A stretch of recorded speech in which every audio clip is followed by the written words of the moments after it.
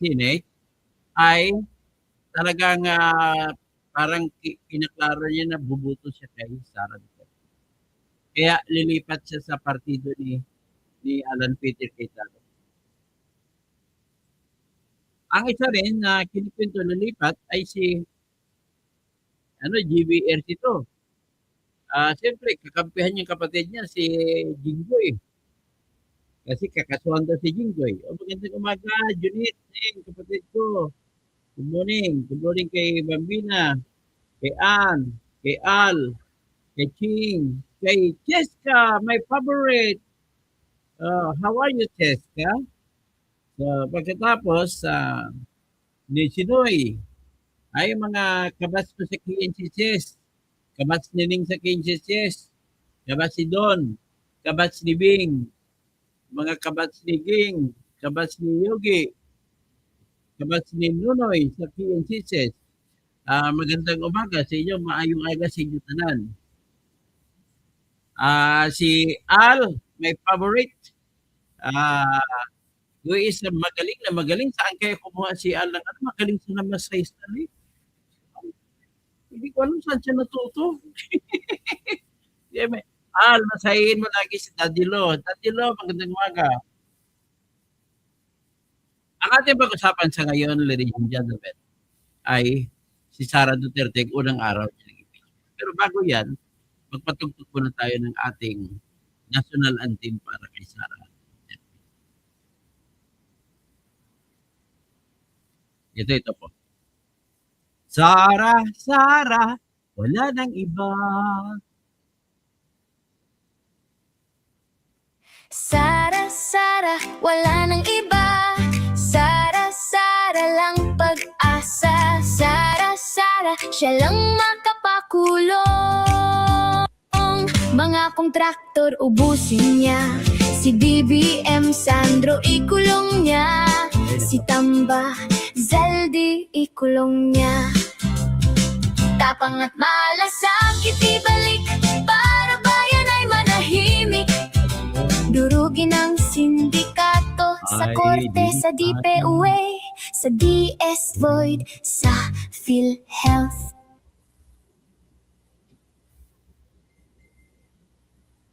Uy, ang problema ko,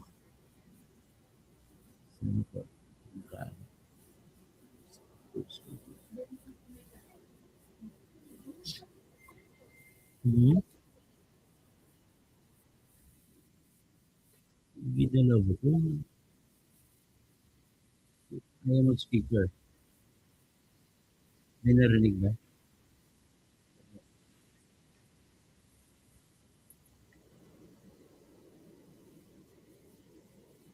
Dali ha.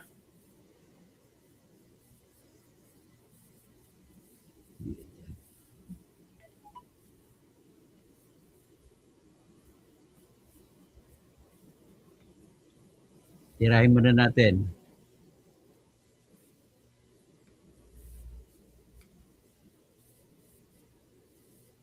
Output device. Okay. Onboard. Onboard naman. Bakit ayaw? Ayun na. Salamat sa Diyos. Wag mo na yan ha. Ito, mag-music muna tayo. Pakisara lang po. I'm alive! Sara, Sara, wala nang iba. Sara, Sara lang pag-asa. Sara, Sara, siya lang makapakulong. Mga kontraktor ubusin niya. Si BBM Sandro ikulong niya. Si Tamba Zaldi ikulong niya. Tapang at malasakit ibalik para bayan ay manahimik. Durugin ang sindikato sa korte, sa DPUA, sa DS Void, sa PhilHealth. Ayan! Kasunod dito, ipatutog ko muna yung reggae ko na music na ginawa ni Alfredo Hicali. Maraming salamat, Alfredo Hicali. sa reggae music na ginawa mo para sa akin. Para sa ating programa, sa inyong paborito, na si Toto Tirador. Toto Kausing Tirador. Ito po. Yan ah. Ano ito? Reggae.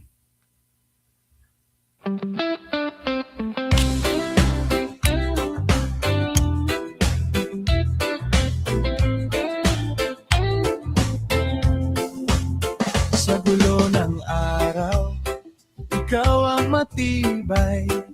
Tahimik lang pero laging may saysay. Hindi ka nagyayabang pero Hello, William alam ng Dawson from lahat. Tagaytay. Kapag ikaw ang nariyan, ligtas Once ang magan, dapat lakad. matuloy. Sa Yung prove yung bawat walang billions. usapan may bigat Dito, ang Maria dala. Alexander Sa Soga. bawat pasyo mo Renato may Serra. tapang at tawa. Kaya Judith Reyno. kapag napapagod, ikaw ang takbuhan. Kahit maikli ang biro, may laman ang dahilan. Barkayan ko.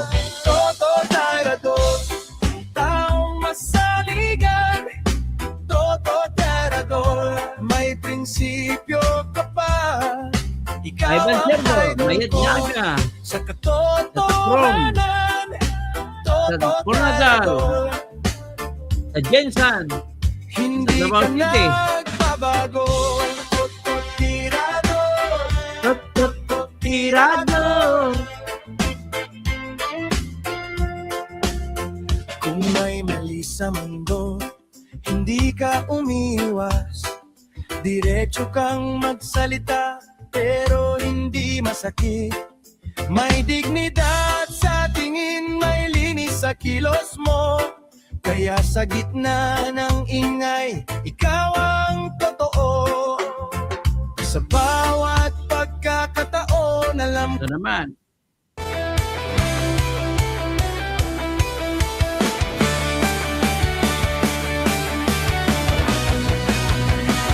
sa Pilipinas, kilala ang tindi. Hindi kayang bayaran nino man ang kanyang prinsipyo. Kapag may inapi, siya ang nariyan. Kapag may bayaran, siya ang hadlang. Hindi siya tiklop sa pananakot ng iilan. Hindi siya alila ng sino mang mayaman. Kung ang kapangyarihan nila ay inaabuso, hinahawi niya yan mano-mano. Kapag ang taong bayan ang nasasakal, siya ang unang sumusugot, tumatagal. Hindi perang sukatan ng halaga, kundi kung sino ang lumalaban para sa masa. Toto Kasing Tirador, Toto Kasing Tirador, kakapin ang naaapi, kalaban ng sakim na mandarambon.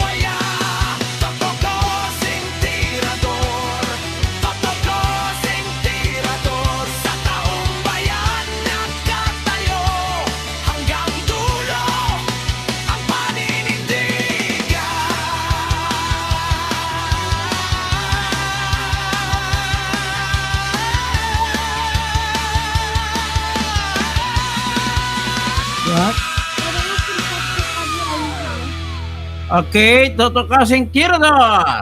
Pwede ako pupunta at house at Yes, Tita yes. Jelly. Dada? At Tita But Jelly I'm house? I'm going home. I'm going live. So, ito na po ngayon ang makita natin dito ay pakita ko muna yung mga congressman. Yung mga dahilan kung bakit nagkaroon ng ng tinatawag na impeachment. Okay? Ito po yung mga akala mo mga nagsimba sila lahat? Mayag ba kayo magsisimba mga yan? Lahat naman ito, kawatan naman ito. Mga buaya to kung tawag. Sabi pa ni Congressman Miami, mga kasama ko dito sa Crocodile Farm. Yan, nasa Crocodile Farm sila lahat. Sa simbahan niya na sa may kanto ng Ortegas at saka EDSA. Di ba may simbahan ng Shrine, EDSA Shrine? Yan. Nagsimba sila lahat. Sila lahat ng mga kawatan. Mga congressman lahat, kawatan naman. Lahat ng demonyo nagsisimba rin di ba? Pero ako nagsisimba rin pero hindi ako demonyo. Okay. So ngayon, itatalakay natin anong mangyayari. Sa ngayon po, ang sinasabi po ni Alan Peter Cayetano kahapon, isang araw, ay mangyayari ngayon na magbibigay lamang sila ng tinatawag na summons. Ano ba yung summons? Ang summons po ay yan pong tinatawag na parang utos kay Sara Duterte na sumagot in 10 days. Pagtapos na sumagot, malamang bibigyan din ng equal number of days o 5 days ang prosecution ng mga taga-House of Representatives na sagutin din ang sagot ni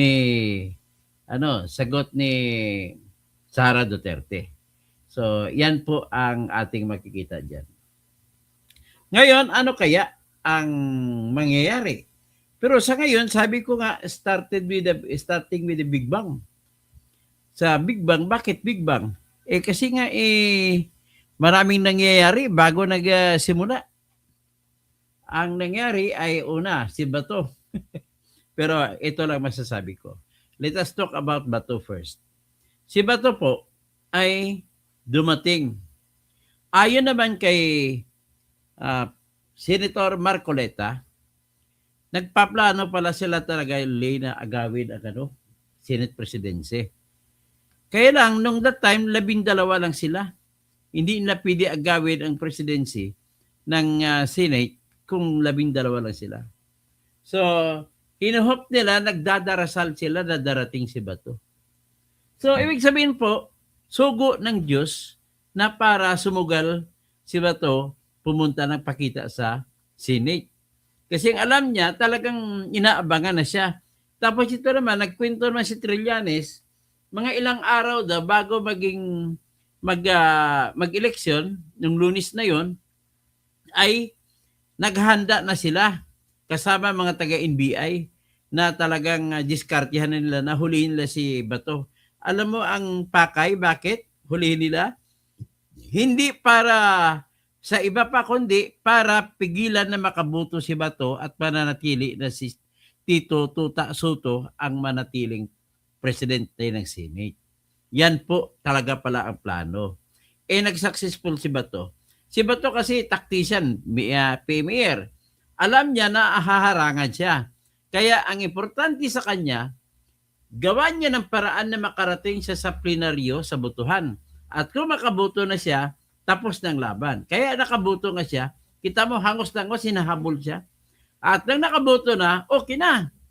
Nangyari, proteksyonan siya ng Senado, at nung aminin mo siya hindi, talagang pinlano na rin niya yon na tumakas.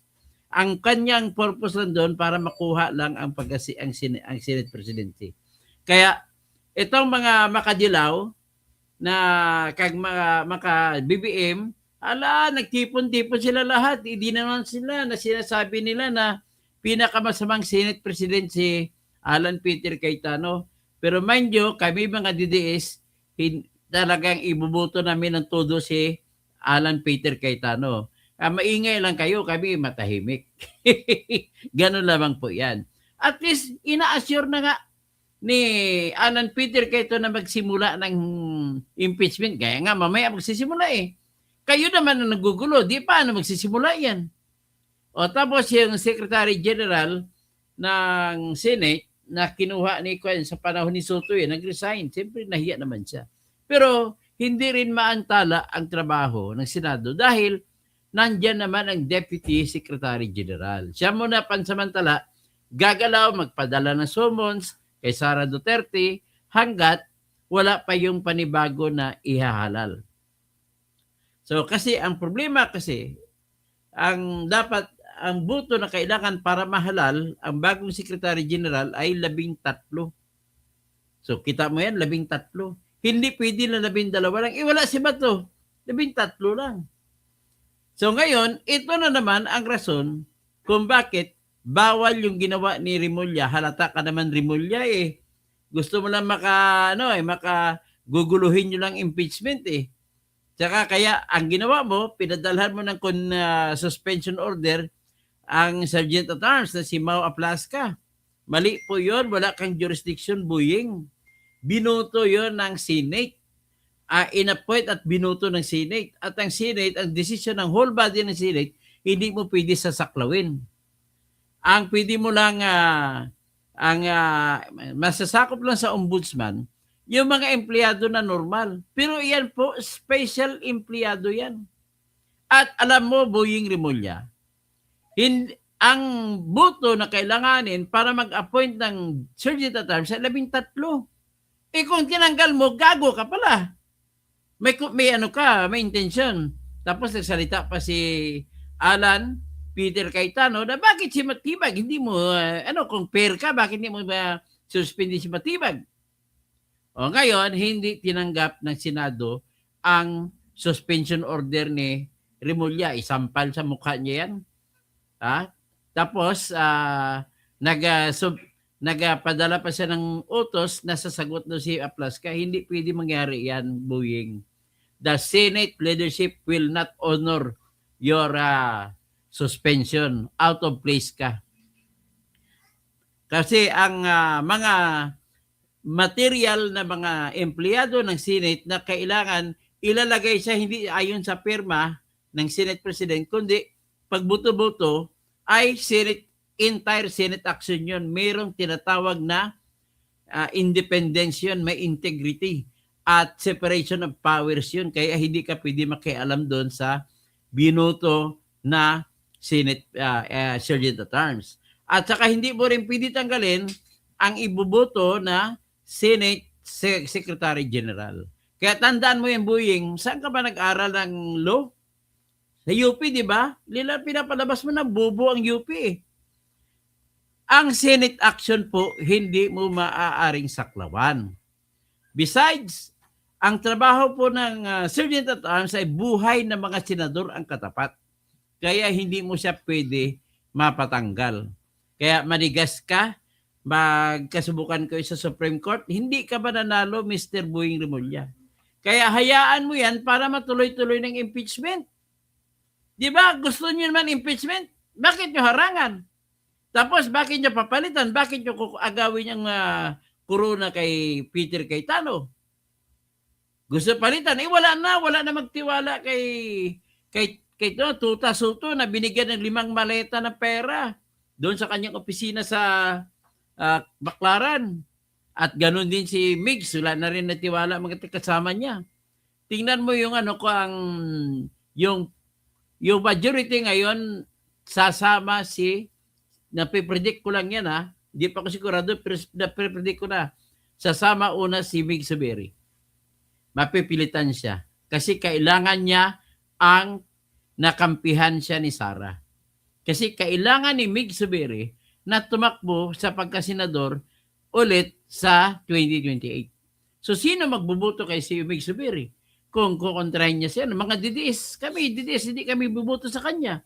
Ganun po mangyayari. Lahat po kami mga DDS, tahimik lang kami. 34% kami sa buong Pilipinas. Wala kayo makukuhang boto. Kaya sinasabi niyo mga congressman sa Mindanao, nakatanggap lang yan ng 20 million, kaya bumoto sa impeachment. Ganun lamang po yung katotohanan. So next is, ano pang expect natin? So sa sunod na natin pag-usapan kung ano ba talaga ang magiging pagtakbo. Sa ngayon lamang po, sinasabi ko lang na tuloy ang impeachment trial. Okay? Hanggang dyan lamang po at maraming magandang umaga sa inyong lahat at mga mahal ko po kayo. Mamaya babalik po ako, hindi na muna ako tatawag kasi tinatawag na ako ng aking asawa. Magandang umaga po.